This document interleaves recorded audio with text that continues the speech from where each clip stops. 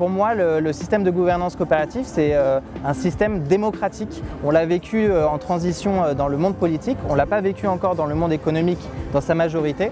Et donc amener la démocratie dans le système économique, c'est le projet de la coopération. Le système économique traditionnel donne le pouvoir à ceux qui ont l'argent. Le système du service public qui défend l'intérêt général, c'est un système de démocratie où on vote pour des gens qui vont nous représenter.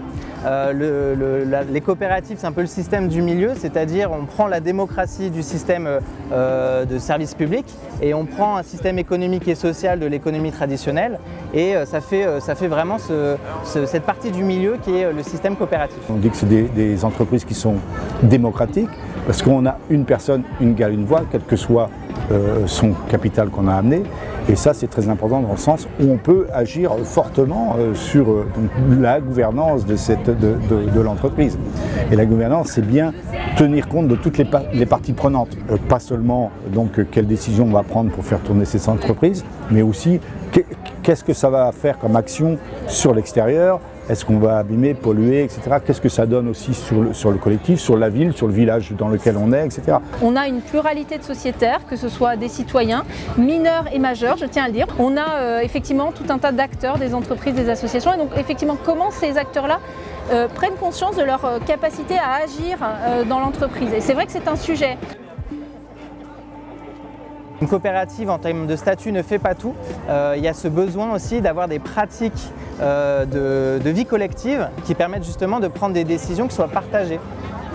On ne peut pas penser non plus une gouvernance et un management sous une forme pyramidale, j'ai envie de dire comme on le voit dans la plupart des entreprises, ça n'aurait aucun sens dans une coopérative. Après, ceci étant dit, il y a des enjeux de responsabilité que certains incarnent, en particulier dans une entreprise ferroviaire, il y a des enjeux de responsabilité, y compris pénale, donc à un moment, bon bah voilà. Mais ceci dit, effectivement, on est très vigilant à être capable de créer en fait finalement cette gouvernance partagée, cet engagement de chacun dans une logique d'égalité. C'est un processus, c'est un travail qui doit être mis en place aussi par les instances de gouvernance. Et il y a un cercle gouvernance qui s'est créé pour justement réfléchir à tout ça. Ça fait partie des enjeux aujourd'hui de la coopérative. Ouais.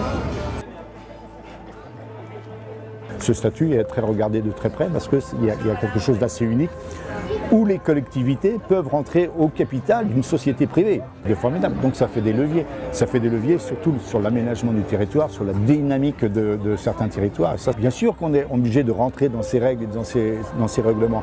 Mais c'est bien. C'est là où aussi on se reconnaît, on peut se retrouver. Il y a des fondamentaux.